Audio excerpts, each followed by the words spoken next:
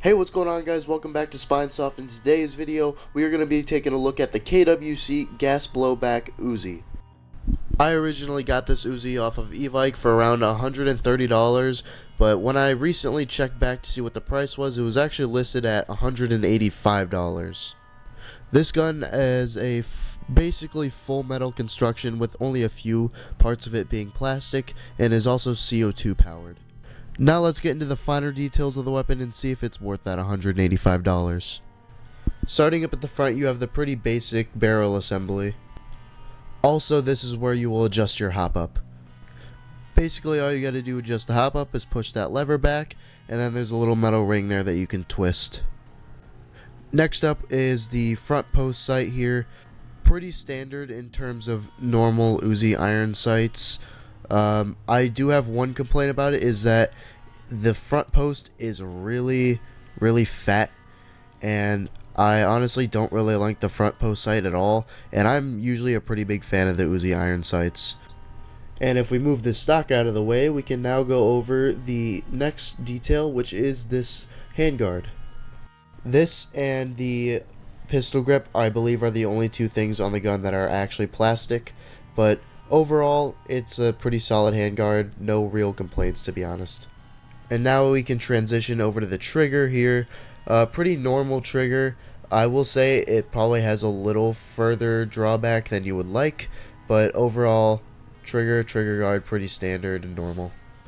And now we have the pistol grip, which obviously, if you know anything about Uzis, houses the magazine. The mag release is just on the left side of the gun, and it's a pretty easy button. You can click it and the magazine will come straight out. The grip is honestly pretty large for regular hands, but obviously it has to fit a whole magazine in it, so it's nothing too bad, but it's a little bigger if you have small hands. Also, a safety feature seen on the regular Uzi is that little bump back plate there on the grip. If it's not pushed down, you can't fire the gun, but if you're holding the gun how you're supposed to, you can fire it, so a pretty nice safety feature. And also, here's your fire selector switch. It's this little switch that you can switch between safe, semi-automatic, and fully automatic. It is a bit stiff, so it's kind of hard to get it to semi-automatic. Sometimes it'll skip straight to full automatic, and yeah, it's really stiff, so you gotta use some force to pull it. And now moving all the way back, we have the rear sight for your iron sights. Again, same with the front post sight, it is pretty standard for Uzi iron sights, and you can see the picture here. They're pretty bulky, but overall my biggest complaint is the front post sight, with the front post being very bulky. I just don't think it's that clean of a look. And now, final big detail is going to be the stock on the back. It's a pretty easy to use, simple folding stock, which is nice, so if you need to put it into storage, you could fold it, and then it's nice and compact. And it's also pretty sturdy in its out mode, and yeah, the mechanism to fold it and unfold it is pretty easy. You literally just push it and it just locks in place, no buttons or anything. And yeah, overall it's actually pretty sturdy for how thin it looks, so you might be scared about that, but it's very sturdy. And one final thing I did forget is up top, the charging handle. Not my favorite. This little piece on top, I don't know if it's just mine, but it spins like that. I don't know why. You have to get something to tighten it, but it feels like every time I shoot it, it comes loose. And also, when I was doing my shooting section, the actual charging handle came loose up top. I could charge it back, but then it's just completely wobbly and doesn't feel sturdy at all. I guess I should show you guys this gun firing as well, which is actually the best part about it.